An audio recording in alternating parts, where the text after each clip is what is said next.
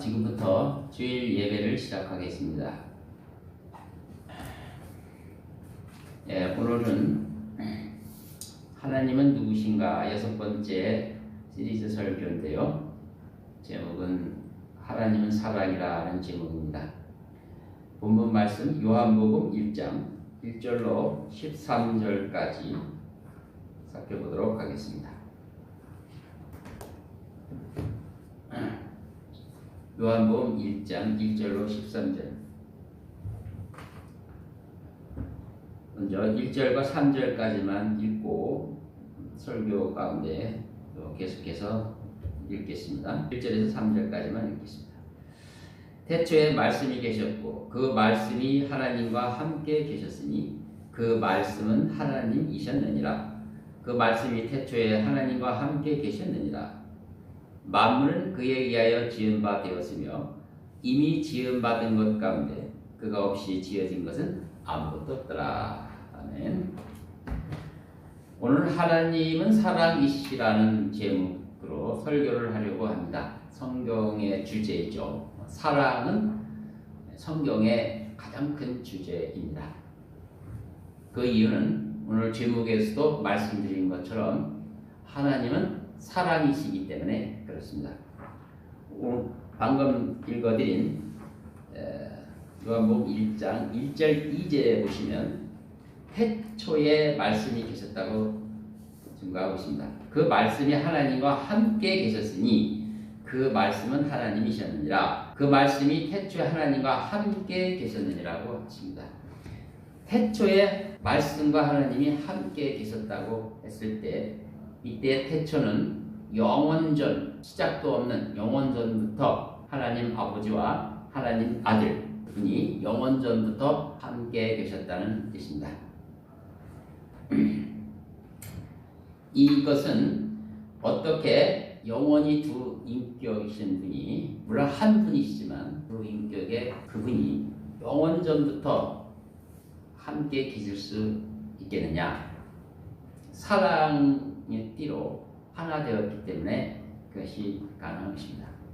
만약 사랑 없이 영원히 함께 있을 수 있겠는가? 인격이신 분이 상상할 수가 없어요. 그러므로 하나님은 사랑이십니다.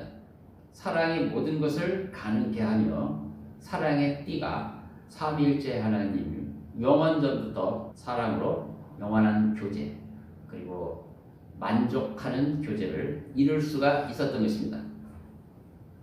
또 하나님께서는 3절부터 보면 만물이 등장합니다. 만물을 창조하셨다는 말씀이 나와요. 3절 4절을 읽어보겠습니다. 만물은 그에 의하여 지은 바 되었으며 이미 지은 받은 것 가운데 그가 없이 지어진 것은 아무것도 없더라. 그분 안에 생명이 있었으니 그 생명은 사람들의 빛이라. 이렇게 말씀하십니다.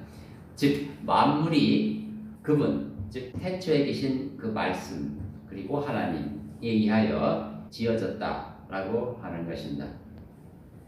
그래서 하나님께서는 만물을 창조하실 때 까닭이 있으셨겠죠.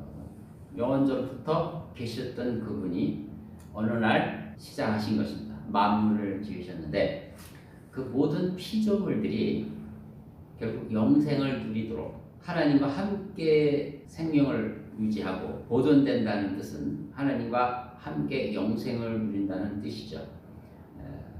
역시 만물들도 하나님에 의하여 영생을 누릴 수 있겠는데 그래서 어떻게 그것이 가능하겠습니까? 하나님의 사랑 안에서 그것이 가능한 것입니다. 영생에 만약 사랑이 없다면 그것은 곧 지옥과 다른 바가 아니죠. 영원히 사는데 거기에 사랑이 없다. 어떻게 견딜 수가 있겠습니까? 그러니까 사랑이 전제되지 않는 존재는 없습니다. 사랑이 전제되지 않는 영생은 생각할 수가 없는 것입니다.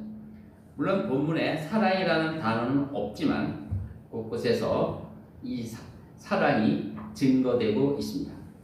요한복음 17장 24절에도 그 말씀이 증거되는데 이 요한복음 17장은 예수 그리스도께서 죽으시기 전날 밤 아버지 하나님한테 간절히 기도하는 내용인 것입니다. 거기에 이런 말씀이 나와요. 아버지시여 내가 바라오니 아버지께서 내게 주신 그들도 내가 있는 곳에 나와 함께 있게 하셔서 그들로 아버지께서 내게 주신 나의 영광을 보게 하소서. 이는 아버지께서 세상의 기초가 놓이기 전부터 나를 사랑하셨기 때문이옵니다. 분명히 이 기도문에 예수님이 하신 기도 속에 그렇게 나오죠. 아버지께서 세상의 기초가 놓이기 전부터 나를 사랑하셨다. 그러니까 영원전부터 그 아들 예수 그리스도를 사랑하신 것입니다. 물론 예수 그리스도도 아버지를 사랑했다고 예수님 분명히 고백을 하셨어요. 이게 사랑인 것이죠. 오늘 또 본문에 이 생명이 있고 그 생명은 사람들의 빛이라고 말을 합니다.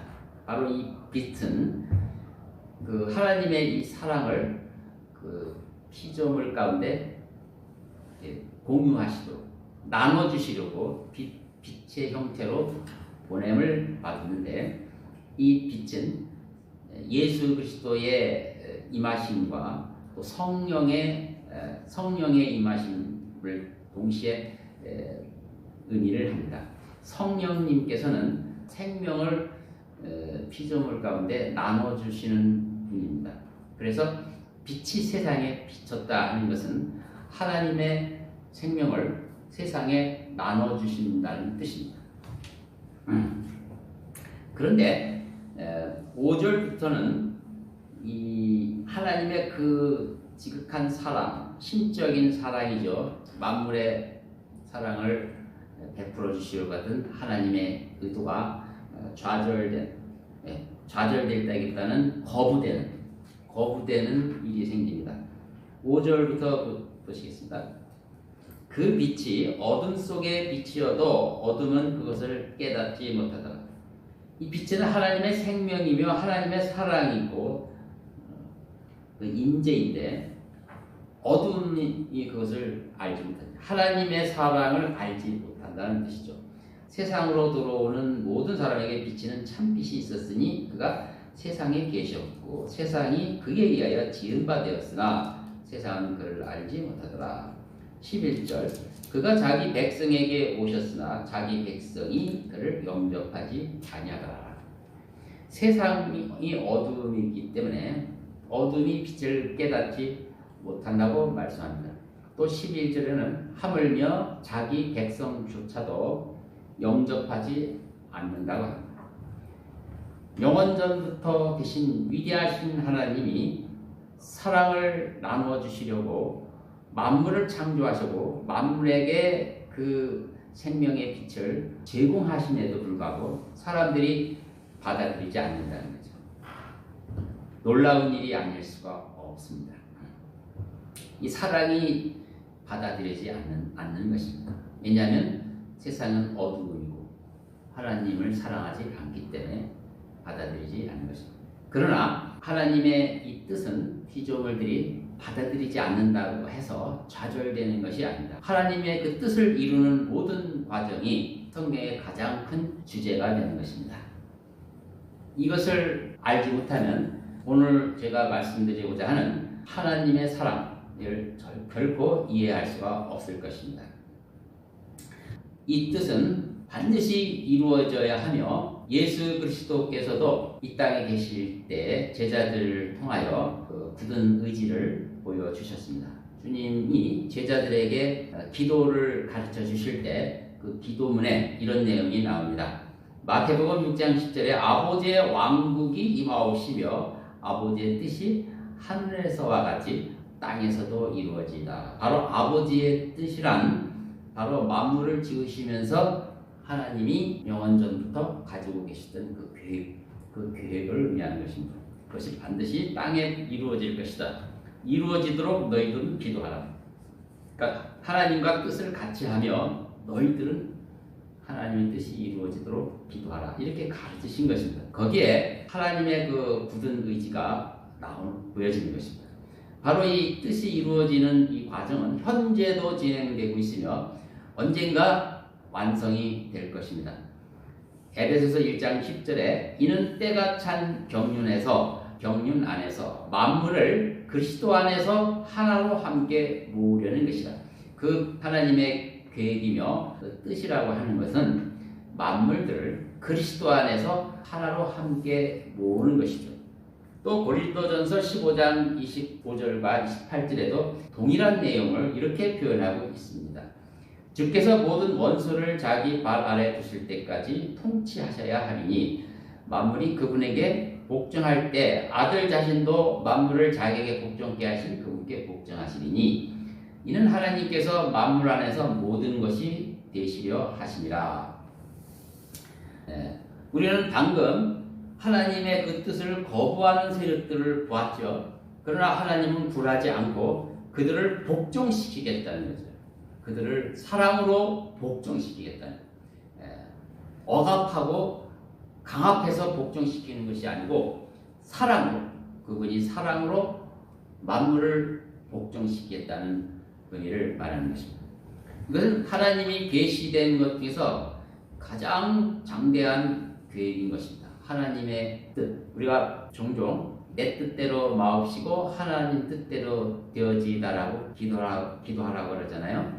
하나님의 뜻이 뭔지를 알아야 되는 거죠. 바로 오늘 제가 말씀드렸습니다. 하나님께서 이 땅에서 당신의 그 영원전부터 가지고 계신 그 사랑을 만물들에게도 심어주셔서 함께 영생을 얻게 하는 것이 그분의 뜻인 것입니다. 이 만물을 어떻게 하나 되게 하는가? 그리스도 안에서 어떻게 모으시려는가?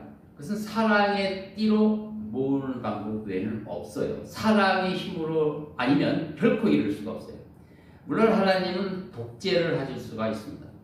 통제하실 수가 있어요. 그러나 하나님은 그렇게 안 하신다는 거죠.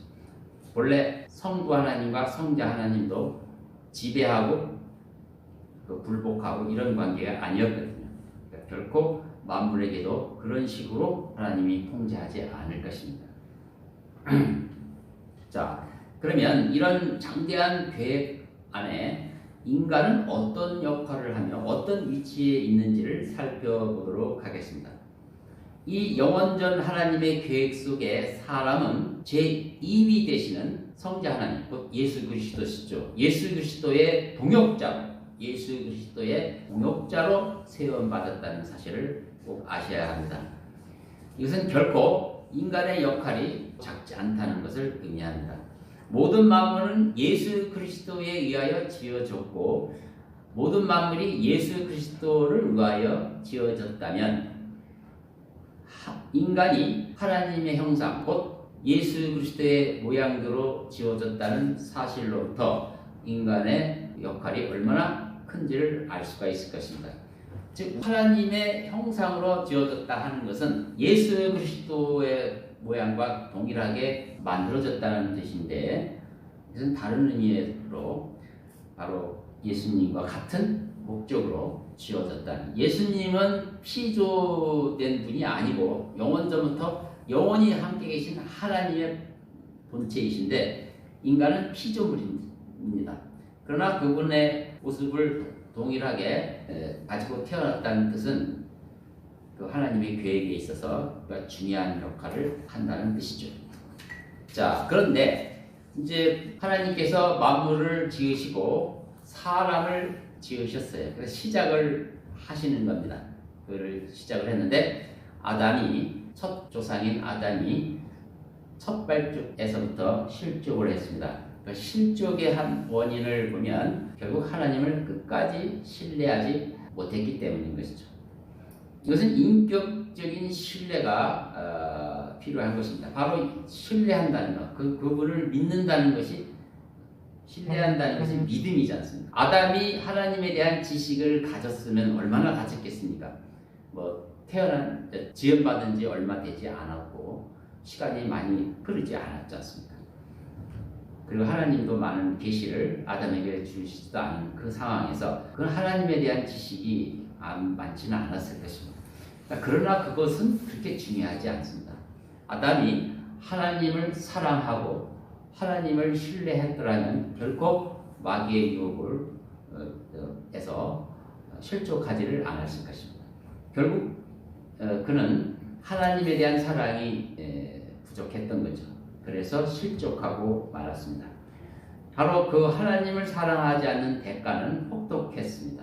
아담의 후손들은 그 이후 많은 후손들을 두고 서로 사회생활을 했지만 그 세상은 어둠, 여기 말씀드린 것처럼 어둠 그 자체였습니다. 서로 싸우고 죽이고 미워하고, 그래서 차마 눈뜨고 볼 수 없는 그런 지경까지 변하게 된 것입니다. 모든 것이 다 죄로 엉망이 되었고 더 이상 인간 스스로는 회복할 수 없는 회복불능의 지경까지 온 것입니다. 그래서 모든 인류의 역사는 진실이라고는 눈꼽만큼도 없는 더러운 죄의 역사일 뿐입니다. 요즘의 역사가 모두가 거짓으로 기록되었다고 말하는 자들도 있습니다. 우리나라 역사도 언젠간 다시 써야 된다고 주장하는 사람도 있습니다. 아마 진실은 언젠가는 밝혀지겠죠. 결국 거기서 확인될 수 있는 사실 하나는 인류의 역사는 모두가 오염되었고 더럽고 진실이 없다는 것일 겁니다. 이것은 바로 아담이 하나님을 사랑하지 않는 대가에서 얻어진 죄의 열매인 것입니다. 이후 모든 인류에게 죄가 세상에 들어와서 사망이 모든 사람에게 전달되었고 인간에게 주어진 그 고귀한 하나님의 뜻은 이룰 수가 없었습니다. 그래서 로마서 3장 23절에 모든 사람이 죄를 지었으므로 하나님의 영광에 이르지 못한다고 말씀하신 것은 하나님의 동역자로서 그 역할을 이루지 못하고 멸망당하는 존재가 되었다, 이런 말씀인 것입니다. 그러나 예수 그리스도의 은혜는 너무나 큽니다. 그래서 그 은혜로 말미암아 인류는 다시 기회를 잡을 수가 있었습니다.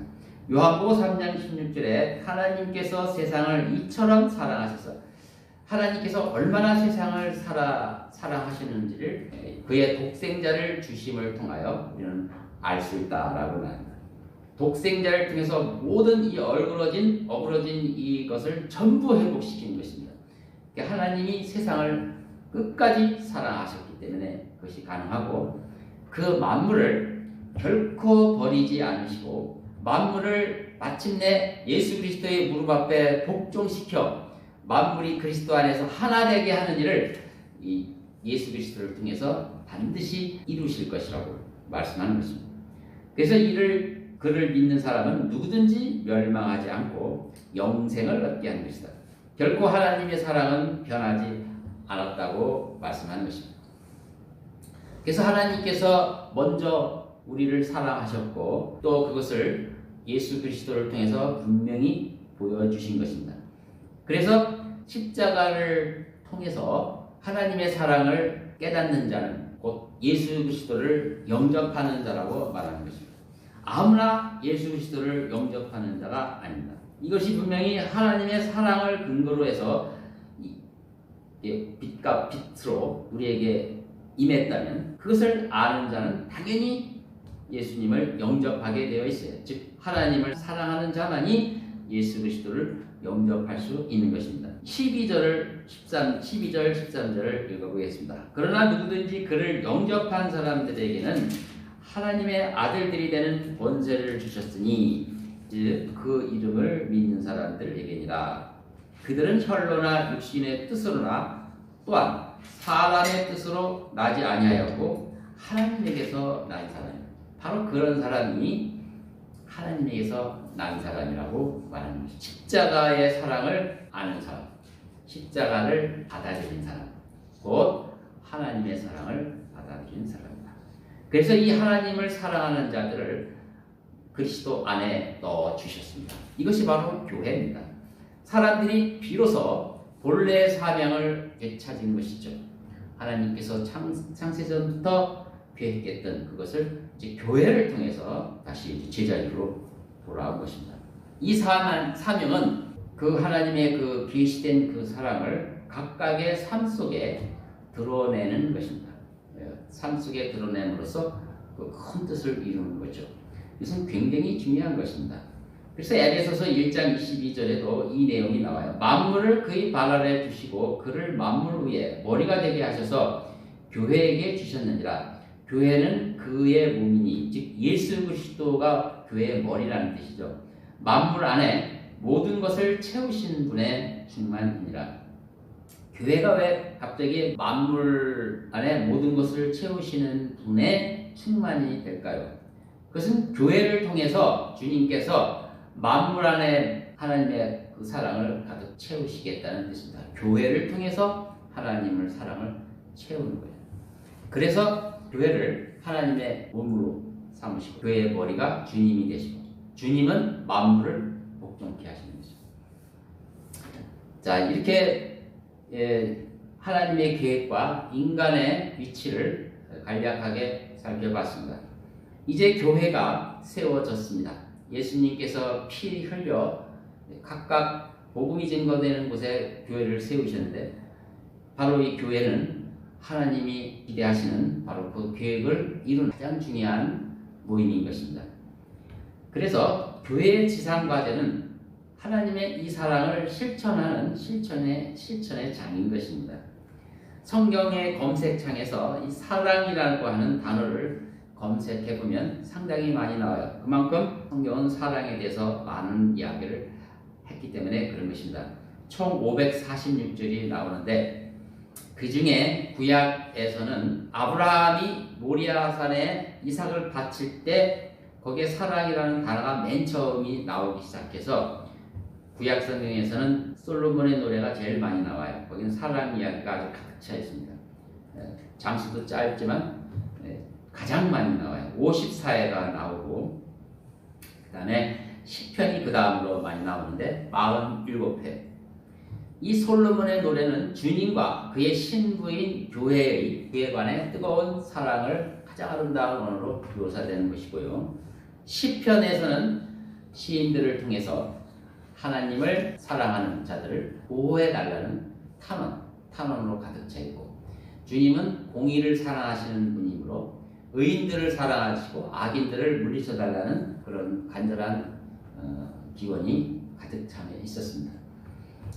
자, 그런데 신약 성경에서도 사랑이라는 단어가 많이 나오는데 특별히 많이 나오는 부분은 사도 요한이 기록한 요한복음과 요한일서입니다. 가장 많이 나와요. 요한복음에서는 39회가 나오고 요한일서는 29회가 나옵니다. 이 성경에 있는 기록된 부분을 그대로 살펴보면 이 하나님이 말씀하시는 이 사랑이 무엇인가, 어떻게 이 사랑이 얼마나 중요한 것인지를 우리는 바로 알 수가 있습니다. 이 성경을 살펴보기 전에 잠깐 사람들이 좋아하는 어린이 동화를 간략하게 소개해 드리겠습니다. 피노키오라는 동화가 있는데 아마 아는 분 대부분이 알 겁니다. 이 동화는 어린이뿐만 아니라 어른들도 좋아하는 사랑받는 이야기입니다. 그 이유는 전체 스토리가 가족 사랑을 다루고 있으며 고난 속에서 마침내 남은 인형이 온전한 인간이 된다는 그러한 이야기가 담겨 있습니다. 이것은 마치 성경 이야기를 듣는 것 같습니다. 어느 마을에 장난감을 만드는 일을 하는 제페토라고 하는 할아버지가 살았습니다. 이는 자식이 없어서 늘 적적했었는데 좋은 아주 떡갈나무를 정성스럽게 깎아서 인형을 만들고 그 인형에다 이름을 피노키오라고 졌습니다. 그러나 그 적적함이 해소되지 않아서 어느 날 그 할아버지는 하늘에 두고 소원을 빌었답니다. 부디 피노키오가 저의 진짜 아들이 될 수 있게 해달라고. 그러자 천사가 내려와서 그 기도를 들어주었습니다. 그래서 그 나무로 만든 피노키오에게 생명을 불어넣어 줬어요. 대신 인간의 몸을 주지는 않고 몸은 그대로 나무로 인체 이렇게 하되 대화할 수 있는 수준으로 해준 거예요. 이렇게 태어난 피노키오가 저도 똑같은 사람의 몸으로 해달라고 하니까 천사가 이렇게 얘기합니다.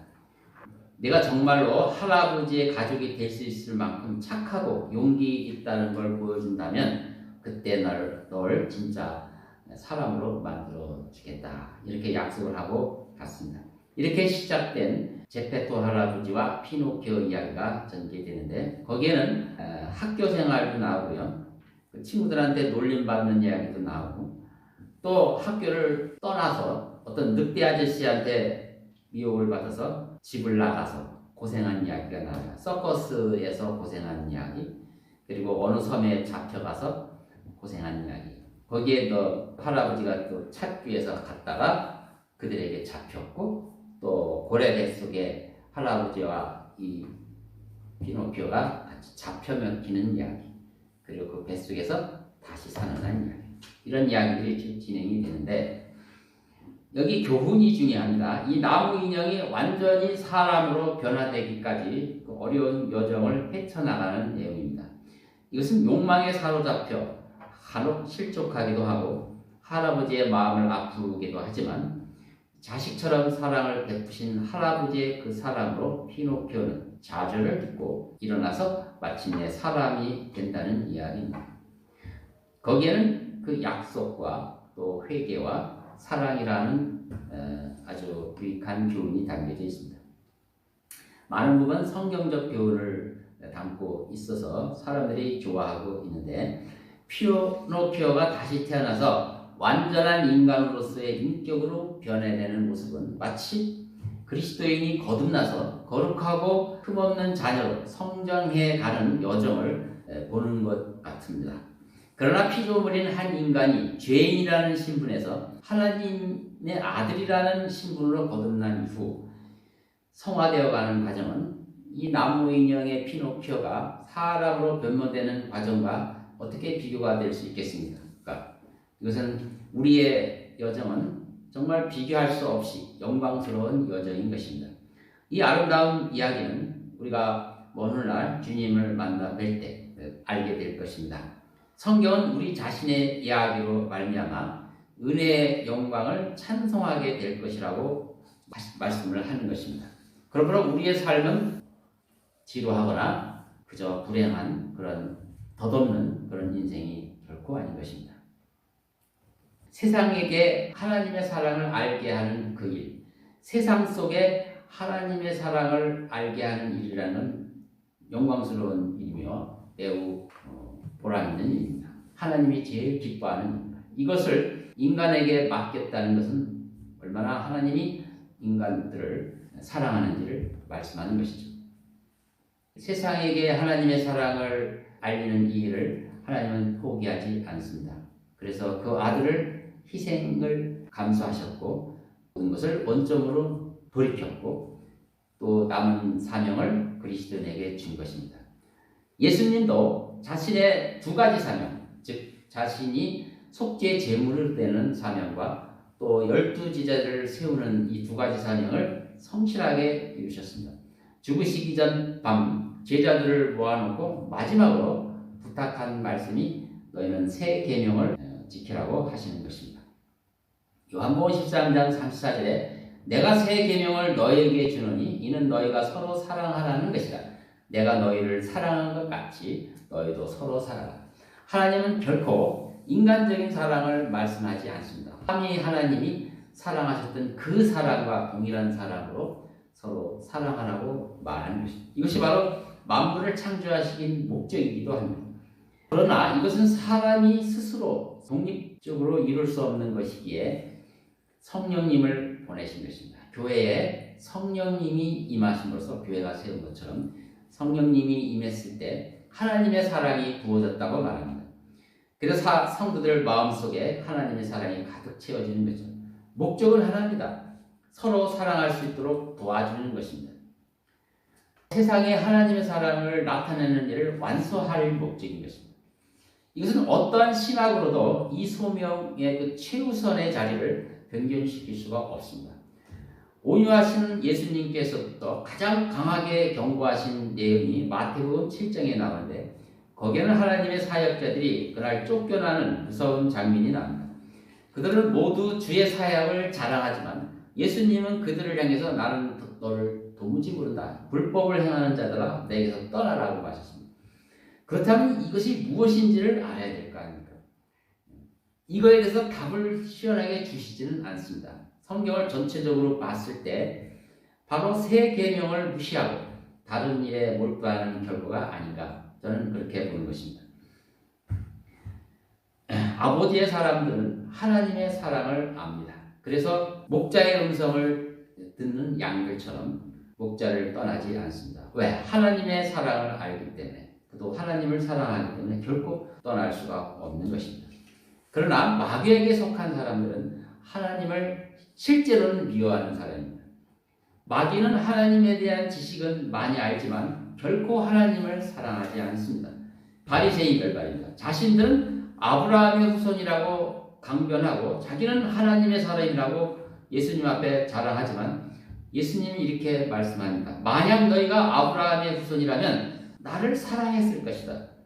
나를 미워하는 것을 통해서 너는 하나님을 사랑하지 않는다고 단정적으로 말씀하셨습니다. 자신의 신분은 스스로 주장해서 세워지는 것이 아니라 그가 하나님을 사랑하는지에 대한 삶의 열매로 입증되는 거라고 말씀하셨습니다. 그래서 가장 기본이 되는 기준은 사랑인 것입니다. 요한일서 4장 7절부터 몇 절이 있는데 그 부분을 마지막으로 살펴봄으로써 설교를 마무리하고자 합니다. 요한일서 4장 7절. 요한일서 4장 7절. 요한일서도 사도 요한이 기록한 이죠. 4장 7절부터 10절까지 사랑하는 자들아 우리가 서로 사랑하자. 이는 사랑이 하나님께 속한 것이기 때문이라. 사랑하는 사람은 누구나 하나님께로부터 태어났으며 또 하나님을 아느니라. 사랑하지 아니하는 자는 하나님을 알지 못하나니 하나님은 사랑이시기 때문이라. 우리를 향한 하나님의 사랑이 이렇게 나타났으니 곧 하나님께서 그의 독생자를 세상에 보내신 것은 우리로 그를 통하여 살게 하려 하심이라. 여기에 사랑이 있으니 우리가 하나님을 사랑하는 것이 아니요 그분이 우리를 사랑하시고 그의 아들을 우리 죄들을 위하여 화목제물로 보내신 것이라. 자, 10절까지 보면 사랑하는 사람, 즉 서로 사랑하는 거죠. 형제를 사랑하는 그런 사람. 세 계명을 묵묵히 지키는 사람은 하나님께로부터 태어난 자라고 말합니다. 그렇죠? 7절 후반부에 나오죠. 사랑하는 사람은 누구나 하나님께로부터 태어났다. 이렇게 말하죠. 근데 요한복음 1장 13절에도 똑같은 말이 나와요. 뭐가? 하나님에게서 난 자라는 표현이 그대로 나와요. 예수를 영접한 사람은 곧 하나님에게서 난 자, 즉 하나님께로부터 태어난 자라고 했고, 같은 기록자인 요한이 여기에서는 사랑하는 사람으로 대처되어 있습니다. 예수를 영접한 사람 이꼬로 사랑하는 사람입니다. 하나님을 사랑하지 않고 예수님을 영접할 수 있겠습니까? 불행하게도 그럴 수도 있습니다. 그렇기 때문에 우리는 점검을 해야 되는 것입니다. 네, 그래서 이 본문 7절에 사랑하는 사람은 곧 예수님을 영접한 사람일 수밖에 없는 것이죠. 성령님을 주신 것도 하나님의 사랑을 부어주신 것이고 그 하나님의 사랑으로 형제를 사랑하라고 부어주신 거 아니겠습니까? 성령을 받고 거듭난 자는 사랑하는 사람일 수밖에 없어요. 즉 세 계명을 지킬 수밖에 없는 존재라는 것입니다. 그래서 자칭 그리스도인에게 당신은 사랑의 열매가 있습니까? 라는 질문은 결코 무례한 질문이 아닙니다. 그의 신앙 정체성을 확인하는 질문이기 때문인 것입니다. 자, 11절에서 13절 읽어보겠습니다. 사랑하는 자들아 하나님께서 이처럼 우리를 사랑하셨으니 우리도 서로 사랑하는 것이 마땅하도다. 어느 때에도 하나님을 본 사람은 아무도 없으나 우리가 서로 사랑하면 하나님께서 우리 안에 거하시고 그 사랑이 우리 안에서 온전해지느니라. 이로써 우리가 그분 안에, 그분이 우리 안에 거하시는 것을 우리가 아노니 이는 그분이 우리에게 그의 영을 주셨습니다. 여기 보니까 우리가 서로 사랑하면 하나님께서 우리 안에 거하신다고 말씀하죠. 하나님께서 우리 안에 거하시고 계신다는 것을 이제 사람들에게, 세상 사람들에게 보이는 일이다. 그런 거죠. 이건 하나님이 영세전에 가지고 계시던 그 계획이잖아요. 그걸 실제로 실현하고 있는 거 아니겠습니까? 자, 14절과 15절을 보겠습니다. 우리는 아버지께서 아들을 세상의 구주로 보내신 것을 보았고 또 증거하느니라. 누구든지 예수를 하나님의 아들이라 시인하면 하나님께서 그 사람 안에 거하시고 그도 하나님 안에 거하느니라. 예. 그러니까 예수를 하나님 아들로 시인하면 하나님께서 그 사람에 거하신다는 거죠. 성령께서 들어오신다는 거죠. 그도 하나님에 거하게 되는 것이다. 이렇게 말씀하십니다. 우리는 십자가를 통해서 하나님께서 세상을 얼마나 사랑하시는지를 보았습니다. 그리고 하나님 아들을 시인함으로써 하나님의 포도나무에 접붙임을 받게 되었습니다. 그리고 사랑의 열매를 맺는 것입니다. 이것이 바로 그리스도인의 참된 모습입니다. 이 사도 요한은 계속 4장 내내 바로 그것을 강조합니다. 사랑하는 자, 새 계명을 지키는 자는 하나님 안에 거하는 자라고 계속 강조를 합니다. 그것은 하나님의 사랑을 알고 하나님의 사랑 안에 거하는 사람은 하나님의 사랑을 실천하지 않을 수 없다는 것으로 반어적으로 얘기하는 거예요. 그건 결코 실천하지 않을 수 없다. 하나님의 사랑을 아는 자는 그렇게 될 수밖에 없다를 계속 강조하는 것이죠. 이들은 하나님께서 다시 창조한 새로운 피조물이기 때문에 그렇습니다. 하나님이 새로 만든 피조물이기 때문에 이제는 하나님의 사랑을 나타낼 수밖에 없는 것입니다. 하나님의 사랑의 열매를 맺는 사람은 그 열매들이 하나님을 기쁘시게 하는 것인 줄 알기에 또 구원의 확신을 갖는 것이고 그래서 심판날에 그들은 담대함을 얻는 것입니다. 이제 결론을 말씀드리겠습니다. 그리스도인이라면 육신의 연약함을 잘 압니다. 그래서 이 신앙 안에서 분투하는 것이 정상적인 모습입니다. 새 계명을 실천하는 것이 어려운 줄을 압니다. 그러나 오늘 말씀을 통해서 우리가 이 계명을 단순히 포기하기에는 너무나 중대한 진리임을 알게 되었습니다. 즉, 이 새 계명은 그리스도의 정체성을 나타내는 표식이기 때문입니다. 이것을 포기한다는 것은 곧 그리스도인이기를 포기하는 것과 마찬가지입니다. 그것을 포기하고도 마음이 편하다면 그 사람은 정말 거듭난 것인지 진지하게 물어봐야 한다는 것입니다. 이 계명을 제쳐놓고 우리가 다른 어떤 신앙을 이야기할 수가 있겠습니까? 이제 마지막 19절로 20절을 읽고 마치겠습니다. 우리가 그분을 사랑하는 것은 그분께서 먼저 우리를 사랑하셨습니다. 어떤 사람이 나는 하나님을 사랑하노라 하면서 자기 형제를 미워하면 그는 거짓말쟁이라. 눈으로 본 형제를 사랑하지 않는 자가 본 적이 없는 하나님을 어떻게 사랑할 수 있겠느냐. 이것이 우리가 그분께 받은 계명이니 하나님을 사랑하는 자는 자기 형제도 사랑해야 하느니라. 바로 그렇습니다. 여러분, 용기를 가지십시오. 골로새 교인들과 데살로니가 교인들도 바로 이 새 계명을 잘 지켰다고 사도 바울을 통해서 하나님께서 칭찬해 주셨습니다. 그들도 사람입니다. 성정이 같은, 우리가 똑같은 사람인데 초대교회 그 사람들은 새 계명을 잘 지켜서 더 이상 이 계명에 대해서 그들에게 더 말할 필요가 없다고 말했습니다. 그러니까 이 계명을 지키는 게 대단한 것이라기보다는 우리가 할 수 있는 일을 할 수 있는 범위 내에서 최선을 다하는 것. 마음을 속이지 말고 인색해하지 말고 하나님 주신 사랑을 마음껏 형제에게 나눌 때 이것은 가능한 것입니다. 바로 그것을 요구하는 것이고 그렇게 하는 것이 그리스도인이 해야 할 마땅한 일이라고 말씀하는 것입니다. 그리고 이것이 자신에게 부족하다고 느끼거든 당연히 기도해야 되겠죠. 이러한 기도는 하나님이 속히 응답해 주시고 매일매일 자신을 십자가에 못 박고 이렇게 기도한다면 점점 여러분에게 이 새 계명을 실천할 수 있는 능력을 주실 것입니다. 여러분 모두 하나님의 사랑을 마음껏 실천하는 여러분이 다 되시기 바랍니다.